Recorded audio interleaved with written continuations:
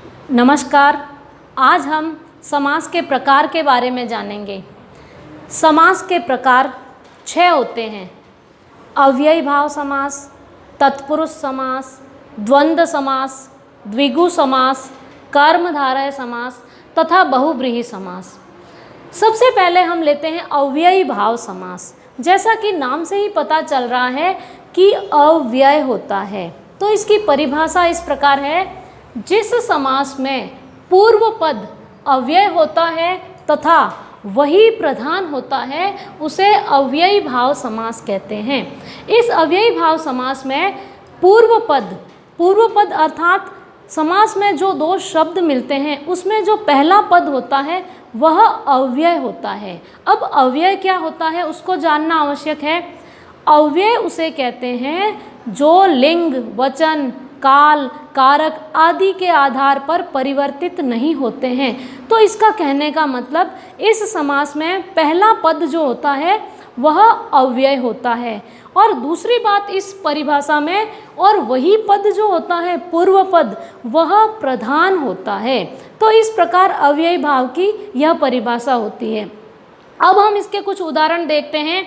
जैसे यथा समय, इस उदाहरण में यथा जो है वह पूर्व पद है और प्रधान भी है, इसलिए ये अव्ययी भाव समास है। दूसरा उदाहरण हम देखते हैं आजीवन। आजीवन में आ जो है वह अव्यय है और पूर्व पद है और वह प्रधान है। तीसरा उदाहरण है प्रतिवर्ष, जिसमें प्रति अव्यय शब्द है तथा यह पूर्व पद भी है। चौथा उदाहरण है भर पेट, इसमें भर शब्द जो है वह अव्यय है तथा प्रधान है। पांचवा जो है बेरोजगार, इसमें बे जो है वह अव्यय शब्द है तथा यह पूर्व पद है। तो इस प्रकार अव्ययी भाव समास जो है उसमें पूर्व पद अव्यय होता है तथा प्रधान भी होता है। अब अव्ययी भाव समास में एक और बात ध्यान देने योग्य है कि अव्ययी भाव समास में शब्दों की आवृत्ति भी होती है।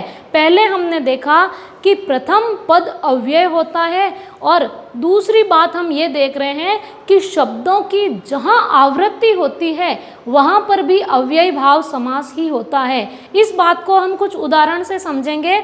जैसे गांव, गांव शब्द की आवृत्ति हो रही है, इसका मतलब यहाँ अव्ययी भाव समास है। दूसरा उदाहरण हम देखेंगे घर, इसमें घर शब्द की आवृत्ति हो रही है तो यहाँ अव्ययी भाव समास है।